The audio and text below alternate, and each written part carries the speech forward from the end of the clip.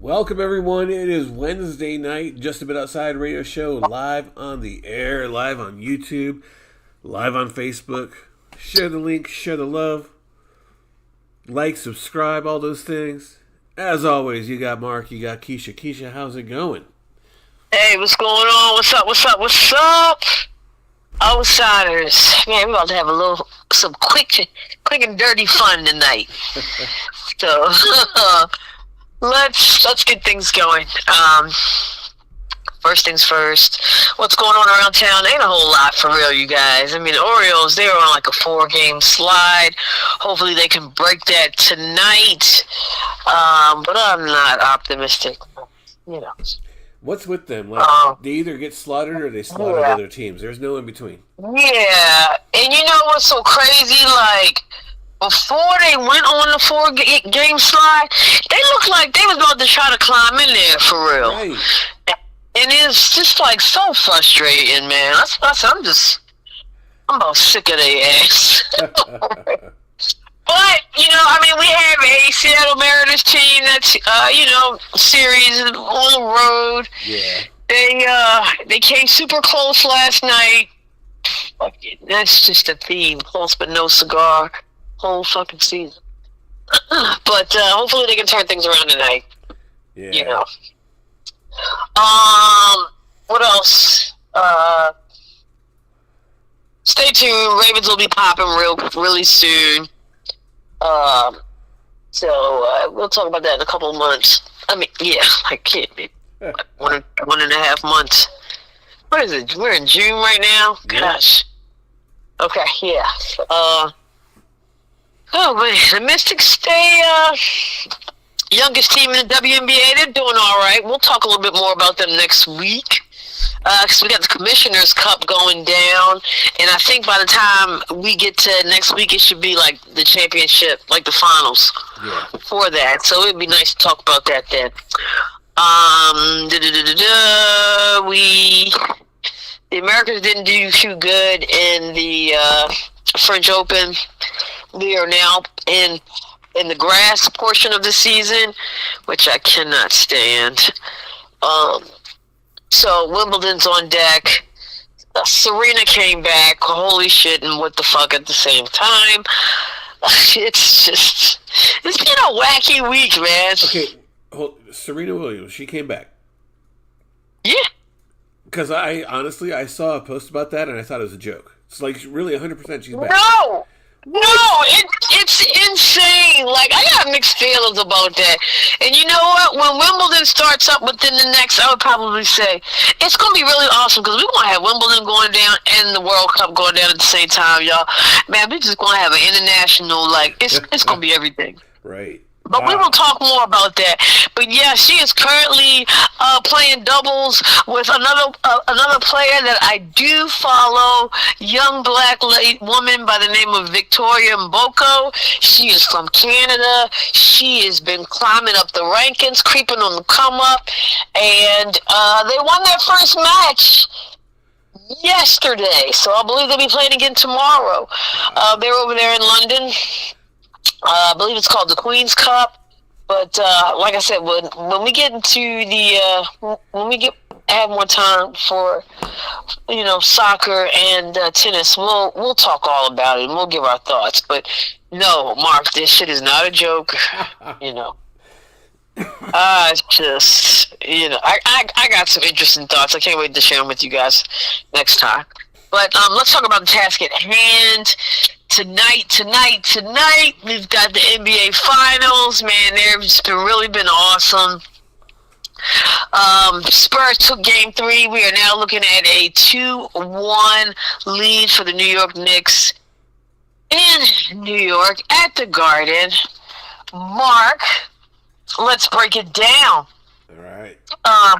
Before we break it down, though, I would like to have just a little laugh with you and kind of a WTF moment for the NFL. It's an NFL crossover with the NBA for real. Okay. Okay.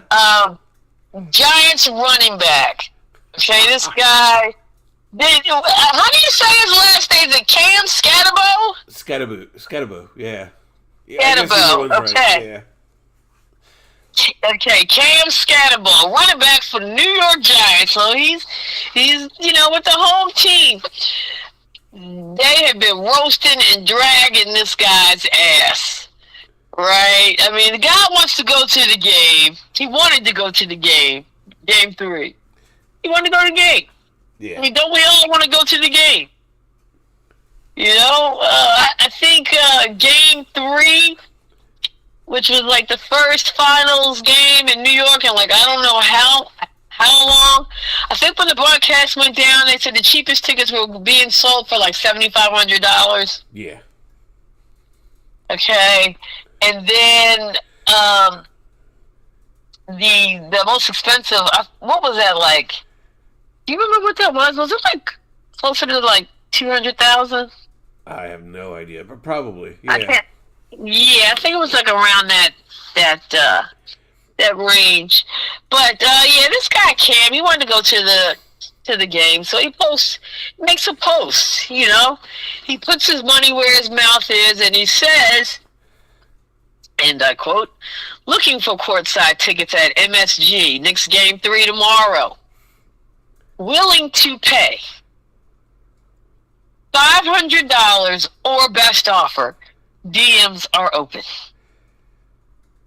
There's a lot of things wrong with this. So I did see that the other day. I sent it to like the JABO group chat. Yeah. And yeah, like that's wild. But I did want to say, because I was looking at it later, the page that posted that, they have a lot of funny posts. So I'm not. Okay. I'm not sure. Is That's this a entirely joke? real. I hope it's not real. Yeah, I don't. I'm hoping this is a joke too, because this dude just signed a rookie contract Right? last year that they said worth $5.27 million. Yo, he better be the shit. I can't wait to see what he look like, because I'm like, what the hell? Right. But I don't know. I'm not sure if he made it to the game or not. I didn't see him on TV, so I don't think he did. Yeah, I was like, I ain't see his ass, so they do a pretty good job of showing the who's who that's at the game, know. Yeah, I saw Eli. Especially at the Garden. Eli could have been like, bring a Giants brother. Right. Eli said, "Fuck them Giants." Oh man! All right, let's talk about this game, yo. So, Mark, your squad is up 2-1. Just to remind you, outsiders, Mark said Knicks in 7. Keith said Spurs in 7. How you feeling about the series so far, yo? I'm feeling pretty good still. I bet you are, goddamn. The Knicks, like, they didn't get blown out or anything last night, or 2 nights ago or whatever. But I hate when people blame refs and everything, but come on, those refs were I'm tired of it. wild in Game 3. Wemby, you know what I'm talking about. Wemby, he didn't just when he threw Brunson on the ground. That wasn't just a flagrant foul. That was like the schoolyard when kids like push kids' head faces in the dirt. He did that to Brunson and like nothing. Like, come on. There was like when they tried substituting, but then the ref handed the ball to the Knicks player, so he inbounded it, and then like the dude still walked on the court, so Spurs had 6 players on the court. That should have been like a technical, and Knicks get the ball. Refs were like, "Oh no, it was just a mistake." Like, come on, these guys, they gotta. I hope they have a different officiating crew, and we'll see what happens. But yeah, like Knicks, it seemed like every time Knicks were in it, like something like that would happen and just couldn't disjoint them, and Spurs would get that lead back. Yeah, I mean, you're making some very valid points, but honestly, I am tired of that song and dance. You lose the game, you get upset. Oh, it was the ref's fault. I mean, come on. We heard that shit all through the last series, and Well, I mean, by the skin of his ass. Honestly, I don't know how a foul was not called with that Brunson thing. And I love Wemby, but it's not even a but. I think that play was a result of him getting his ass whipped throughout the OKC series and the Minnesota series. You know what I mean? Like, yeah, I really feel like he's, I'm not justifying. I'm just, I mean, a lot of people were like shocked from the play, but I wasn't necessarily shocked. I just felt like it was more so a result of, what he's been doing and him trying to, toughen up and establish a tone early. And I think it worked. I don't know. He got away with a few more, but yeah, I guess it did work. Yeah. In order for them to be successful, well, before we even talk about that, let's talk odds, shall we? All right, so what we're looking at right now, I believe it is Spurs minus 2.5. Oh no, Spurs minus 1.5. Which app are you looking at? I'm looking at the score. It used to be ESPN Bet. Okay. What you got? I know you got FanDuel. I'm on the ESPN app, and I forget who they use, but they got New York favored by 2.5. Oh, really? Yeah. But wait a minute, hold on. You said you were on the ESPN app? Yeah. Oh, you're on the ESPN app. Yeah, you're not on the bet. Yeah, I know. That's what I said. I started off by saying 2.5, but then I said, well, let's look at an actual sports betting app. And then also, too, on the ESPN app, if you notice, those lines or whatever, they're powered by DraftKings. Yeah. So, I don't know how, it's just sometimes there's a slight variation. I don't know how they're able to do that because I feel like it should be the same across the board. You know what I mean? Like, is somebody not regulating that shit? Right. Yeah. I mean, it just seemed weird, like, you know what I mean? And kind of like make you side-eye these mugs. But I digress. We're going to go with mine, which is minus 1.5. We're going to go with mine because they got the Knicks winning. Well, both of them got the Knicks winning. Yeah, I mean, Yeah. Yeah, both of them got them favored. But, so minus 1.5, needless to say, Mark's going with the Knicks tonight. Why are you going with the Knicks tonight? We could talk all the stats in the world. Stats in the world. I'm going to give you a stat that I think is going to be... It might even sway your mind for tonight. So in the history of the NBA, all the NBA, they talked about it the other night, only twice has finals started with 3 road wins. The road team winning. Only twice has that happened before. This year, and the other time was 1993. Phoenix Suns versus Bulls. In my opinion, maybe the best finals ever.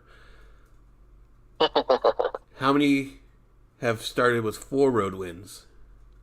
0. We are on track for the Knicks, just based on history alone. Oh, God. That's the kind of stat. How many years has the NBA been around? 80? Yeah. 85? Yeah. That only twice before has 3 road wins happened. Never 4. It's not going to happen this year either.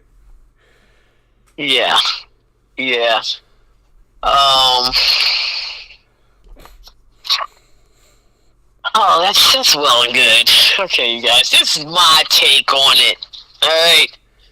There was one thing that I noticed differently with the San Antonio Spurs in Game 3, which I think they'll continue to do in Game 4, which will ultimately make them victorious tonight. All right. Wemby was eating in the paint off the top. Yeah. And I was saying earlier about establishing that tone. I think he might have scored like, I don't know, 8 out of the first 10 points or something like that. I mean, it was, he was really attacking the basket. Just giving you that those post up looks. And not only on offense, but also in defense. And he was making his presence known in the paint. And I feel like, that is their key to success. I love his jumper. He's got a perimeter game. He knows how to pass and everything like that. He can handle the ball. Sometimes I think he'd be doing too much, but that's the immaturity in his game. Yeah. Right? But, they've got to come back out and do the same thing. They got to establish that presence in the post early. If it was me, and then, we get some things where we roll off Castle, you might want to roll off Fox here and there. But the thing is, it's got to start off in the paint, and like I said, establishing that presence early. And also on defense as well. I mean, it continues to be, quite comical how just having Wemby standing in that paint, how it be game changing for the offense. Like, you can literally see players thinking in their mind that they're going to go to the basket, and then when they look up and see him standing there, they make a U-turn. It's hilarious. It's great. To kind of go on what you're saying here, though, like, when he was off the court, it was noticeable in Game 3. Like, yeah, they need Wemby on that court no matter what.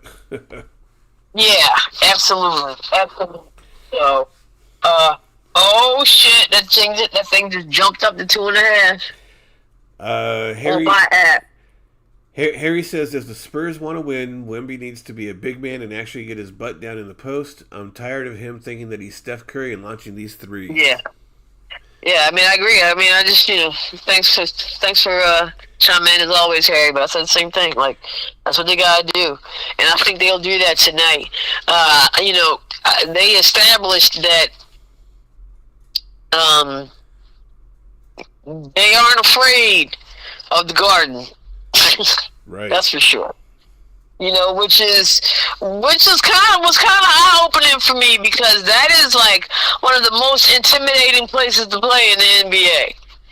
And the Spurs are like the youngest team in the NBA. Like, I mean, they literally have zero experience outside of De'Aaron Fox, which is kind of like, yo, what the fuck? Yeah.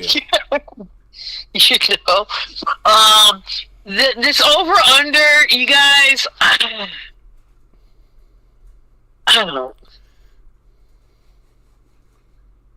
Half of me wants to say just take the over because it might be a fast-paced game. I don't know. I'm showing 216.5. Is that what you got? That's what I got. 216.5, you guys. I'm sorry if I didn't say that earlier.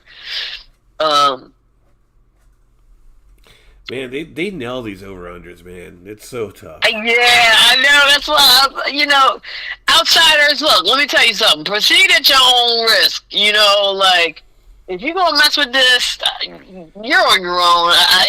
I said 216, over 216, because, I don't know, I feel like if I say the under, for the last game, I think the last game went under 216.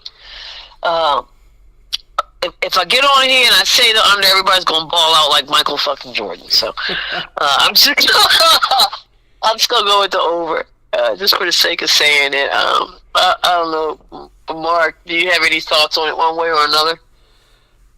I'm with you. Yeah, it's just too tough to call. Harry says Agent Orange screwed up home court advantage that the Knicks had. Oh God. Yeah, I wasn't even gonna mention his ass, but he was at the game, y'all. Looking like looking like a president number 47. Let me just say that. I sent you something earlier. People were out there burning sage outside of Madison Square Garden. Yeah. Oh, I bet. Oh gosh. There was one picture with the guy who I think had his middle finger up when he was, like driving by in the car. It was perfect. It was perfect. But did you see how New Yorkers was wilding out after the game on Monday, though? Yeah. And this is part of the reason why New York can't win, because them motherfuckers don't know how to act. I mean, that was insane. Did you see? I mean, I know you sent the video with them, fighting each other and with the chairs and stuff. No. Oh man! All right. Well, I heard there was some fires, but yeah. Yeah, they lit some fires. People were fighting each other. Dude, one of the dumbest fucking things. J.R. Smith decides to be amongst the people with no bodyguards. Oh man. Yo, they knocked that dude clean off his motherfucking feet. You hear me? Really? I am not lying to you. Yo, they knocked him over. He ended up like on the ground. They almost trampled him. It was scary, yo. It was scary. Damn. It was scary. For the love of God, San Antonio, please win this game tonight. Harry says since the POS is back in Florida, Nick should win.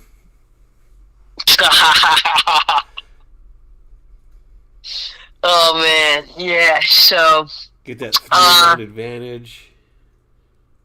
Man, they're gonna tie that thing up. Vegas gonna get all y'all, man. I better not be mad at the end of this night.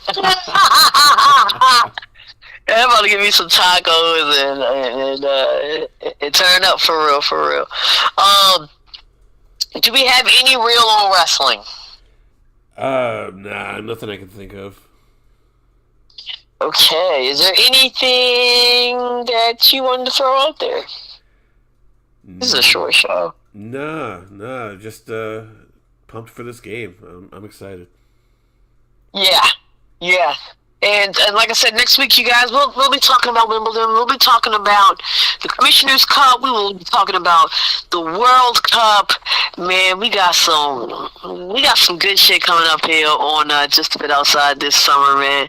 And you know me, I'm always on the move, baby. So just buckle up and look forward to having a good time on your favorite show, straight from the 410. Oh yeah. As always, this is Keisha, and on the other end of the line is my favorite slice of pizza. It's Mark, and we are just a bit outside. Peace.